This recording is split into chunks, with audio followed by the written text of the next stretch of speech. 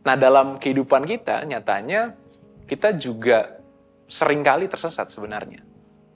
Seringkali membuat pada akhirnya keputusan atau pilihan yang seringkali keliru. Jadi jangan kemudian yang benar disalah-salahkan, atau yang salah kemudian dibenar-benarkan atas dasar kepentingan diri sendiri. Kenapa kemudian saya tegaskan ini tentang atas dasar kepentingan diri sendiri? Karena seringkali kepentingan diri ini yang kemudian menjadikan yang salah itu bisa menjadi benar. Oh, melayani, atau kita kemudian menjadi seorang song leader, worship leader, atau dalam pelayanan yang kita lakukan dalam persekutuan, itu kemudian harus demi kemuliaan Tuhan. Itu yang kita ucap. Tapi dalam prakteknya kemudian kita senang dengan pujian.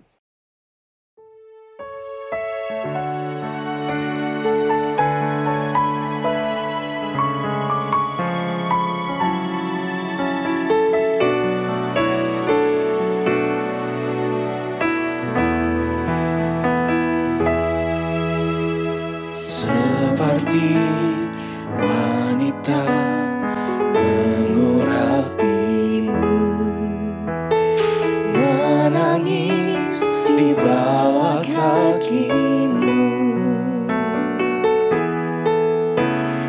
Demikian hidupku mau mengasihimu, Yesus, Engkau baik bagiku. Sampai akhir ku menutup mata, ku tetap setia menanti janjimu. Sampai ku dapatkan mahkota kehidupanku, ku tetap setia untuk melayanimu. Sampai akhir ku menutup mata, ku tetap setia menanti janjimu.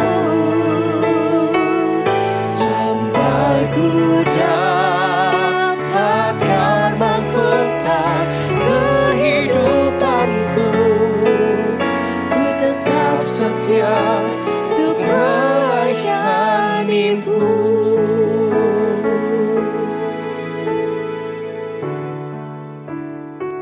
Selamat pagi sahabat Morning Grace, bagaimana kabarnya? Saya harap kita semua sedang berada dalam kabar yang baik-baik saja, kondisi tubuh yang sehat selalu. Bagaimana kabarnya Kak Tias? Puji Tuhan, baik Kak. Tuhan. Mas David? Puji Tuhan baik. Oh, puji Tuhan juga baik ya. Mas Juan aman? Baik. Baik. Ya, sebelum tentunya kita masuk ke dalam perenungan firman Tuhan kita pada pagi hari ini, mari kita siapkan hati dan pikiran kita yang terarah kepada Tuhan saja. Kita bersatu dalam doa, kita berdoa. Puji dan syukur ya Tuhan untuk penyertaan Tuhan selalu dalam kehidupan kami. Terima kasih untuk setiap kasih setia Tuhan yang boleh nyata dalam kehidupan kami ya Tuhan. Dalam kesempatan kali ini ya Tuhan, izinkanlah kami untuk dapat sedikit merenungkan firman Tuhan. Biarlah melalui perenungan firman ini, kami dapat memahami apa yang menjadi kehendak-Mu dalam kehidupan kami. Berilah kami hikmat serta kebijaksanaan ya Tuhan, untuk dapat memahami maksud dari firman-Mu. Terima kasih Tuhan, dalam nama Tuhan Yesus Kristus kami telah berdoa dan mengucap syukur. Amin. Pembacaan firman Tuhan kita, perenungan firman Tuhan kita pada pagi hari ini, terambil dari Injil Matius, pasalnya yang kelima, ayatnya yang ke-37.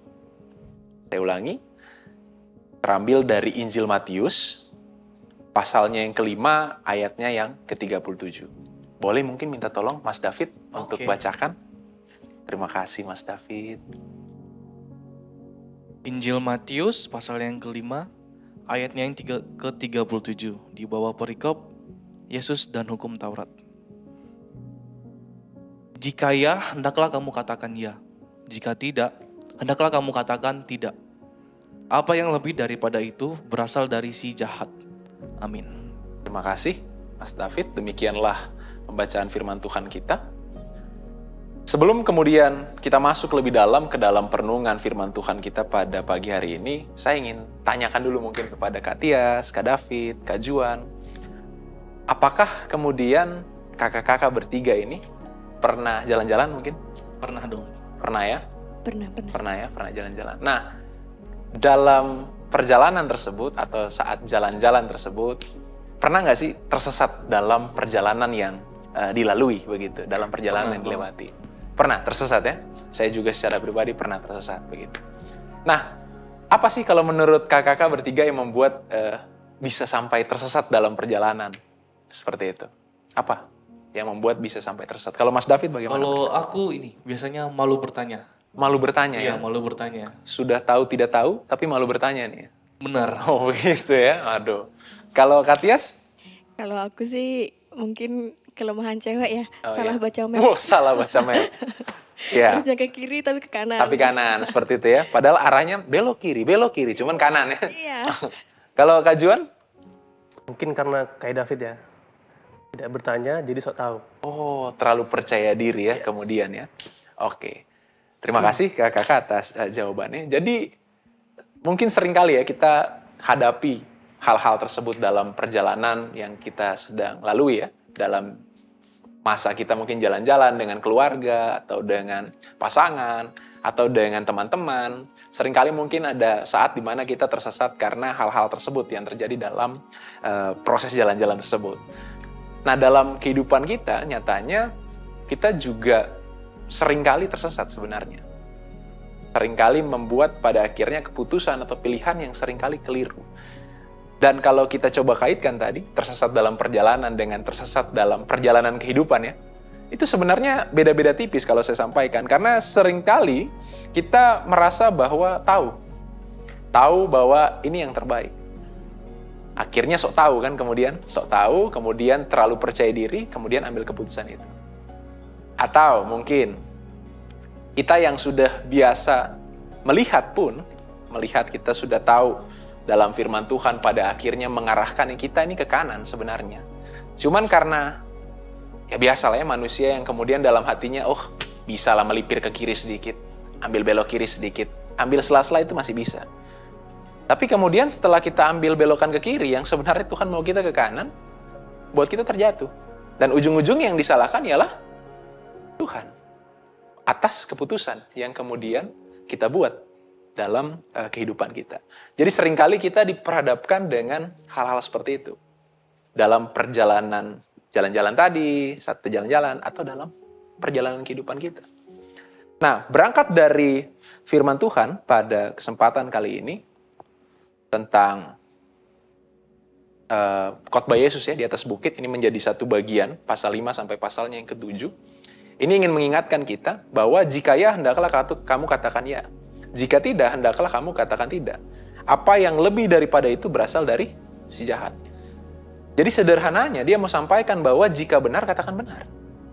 Jika tidak benar atau salah, ya katakan itu salah. Jadi jangan kemudian yang benar disalah-salahkan, atau yang salah kemudian dibenar-benarkan atas dasar kepentingan diri sendiri.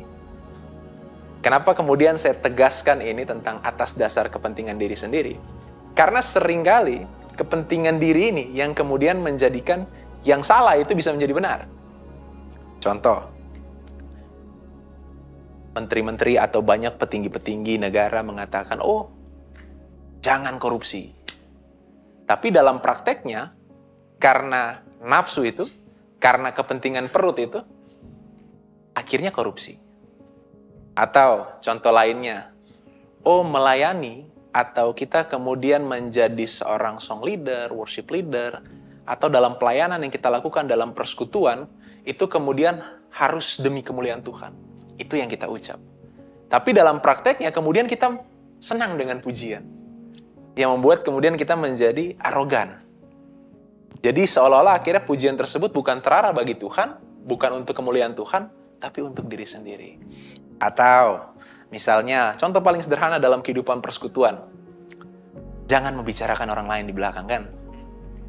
Tapi kemudian karena kejengkelan, karena kekesalan dengan orang tersebut, kemudian misalnya saya jengkel dengan David, saya bicarakan dengan Tias. Agar Tias jengkel dengan David. Mempengaruhi kemudian. Akhirnya yang atas dasar kepentingan diri sendiri itu membuat akhirnya kepentingan Tuhan, apa yang benar menurut firman Tuhan, kemudian kita hilangkan begitu saja. Atas dasar kepentingan diri kita sendiri. Hal inilah yang sebenarnya menjadi perenungan yang baik bagi kita untuk coba kita renungkan secara bersama melalui bacaan kita kali ini. Matius 5 ayat 37.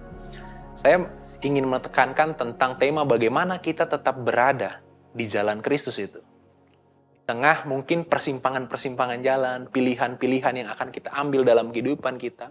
Bagaimana kemudian kita mengambil pilihan-pilihan yang tepat, yang seturut dengan kehendak Tuhan dalam kehidupan kita. Jadi marilah mungkin ya secara bersama kita, baik Mas David, Kak Tias, Kak Juan, bagaimana pada akhirnya kita belajar. Kita belajar bersama-sama, bersama sahabat Morning Grace mungkin di rumah atau dimanapun sahabat berada. Bagaimana kita belajar untuk tetap berada di jalan Tuhan tersebut. Tapi bukan tentang belajar berjalan saja ya, tapi tentang bagaimana kita belajar untuk dapat setia, untuk dapat berkomitmen pada jalan tersebut. Agar pada akhirnya dalam setiap hal yang kita lakukan semuanya itu seturut dengan kehendak Tuhan dan hanya untuk memuliakan nama Tuhan saja. Amin. Mari kita satu dalam doa mungkin. Mari kita satu dalam doa. Tuhan, terima kasih untuk penyertaan Tuhan selalu dalam kehidupan kami. Terima kasih untuk setiap hal yang boleh Tuhan berikan hingga sampai saat ini. Kami bersyukur untuk setiap hal tersebut ya Tuhan. Melalui perenungan firman Tuhan kami di pagi hari ini, biarlah Tuhan boleh untuk mengajar kami terus untuk dapat tetap setia dan berkomitmen dalam setiap kehendak-Mu ya Tuhan. Biarlah firman ini boleh mengingatkan kami bagaimana kami harus hidup sebagai pengikut Kristus yang setia. Biarlah melalui firman ini juga Tuhan, kami boleh disadarkan. Jikalau dalam kehidupan kami sehari-hari, banyak mungkin keputusan, banyak mungkin pilihan yang kami ambil hanya untuk mementingkan diri kami sendiri ya Tuhan. Biarlah melalui perenungan ini juga Tuhan, Tuhan boleh mau mengajar kami terus dan terus untuk membentuk kami menjadi pengikut-Mu yang tetap setia dan berkomitmen ya Tuhan. Kiranya Tuhan boleh memberkati kami sepanjang hari ini ya Tuhan dalam setiap aktivitas kami, pribadi lepas pribadi. Jagalah kami ya Tuhan dalam setiap pekerjaan kami, pendidikan kami, atau setiap pelayanan bahkan persekutuan yang kami lakukan. Biarlah semua hal tersebut kami lakukan untuk memuliakan nama Tuhan saja. Dalam nama Tuhan Yesus Kristus, kami telah berdoa dan mengucap syukur. Amin.